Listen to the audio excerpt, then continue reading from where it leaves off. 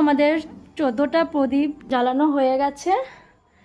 পুরো ঠাকুরের সামনে প্রদীপ ধরাবো। আজকে তো 14 শাক খেয়েছি। 14 শাক খেলে আমাদের বাড়িতে নিয়মে 14 প্রদীপও ধরাতে হয়। দেখো সুন্দর করে আমি আর মাম্মা প্রদীপগুলো সাজিয়ে নিয়েছি তেল দিয়ে।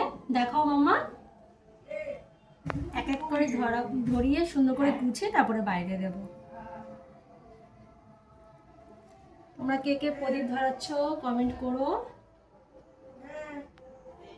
তেলটা কি বেশি হয়ে গেছে বুঝতে পারছি না, হচ্ছে না কেন। মামাও প্রদীপ ধরাচ্ছে, দেখো ধরবে। দেখো মামাও প্রদীপ ধরা। মাথাটা একটু বের করে দাও। দাঁড়াও। দেখো কি সুন্দর রেড রেড লাগছে ফোনের আলোতে মাম্মা রেড রেড লাগছে। আমাদের 14টা প্রদীপ জ্বালানো হয়ে গেছে পুরো ঠাকুরের সামনে। একটা তোমাদের জিনিস দেখাই, কিউট মোমবাতি।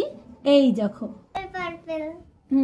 চলো মাম্মা এবার আমরা বাইরে নিয়ে যাই। আর সব থেকে আমার কিউট লাগেছে ওই মোমবাতিটা। তাই আমার সব থেকে বেশি ভালো আগে ঠাকুরের সামনে দিই।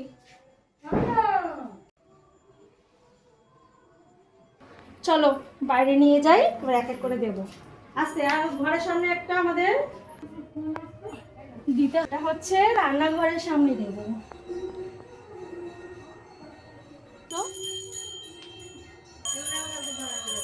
আস্তে আস্তে নাও মাম্মা হাতে। মাম্মাও দিচ্ছে দেখো। এইভাবে দেয় না মাম্মা, মুখ এদিকে মুখ ঘুরিয়ে দাও।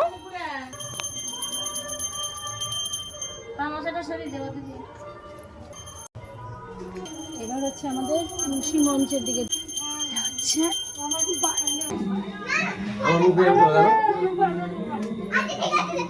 এদিকেও দিদুনের সাথে খেলতে ব্যস্ত। প্রদীপ ধরাও নি দিস। এই যে টুনি লাইট জ্বালানোর পর দেখো বাড়িটা কত সুন্দর লাগছে। এদিকে হচ্ছে বর্মাদের ঘর, এদিকে হচ্ছে আমাদের ঘর। এই দেখো সমস্ত প্রদীপ সব জায়গায় দিয়ে দিয়েছি।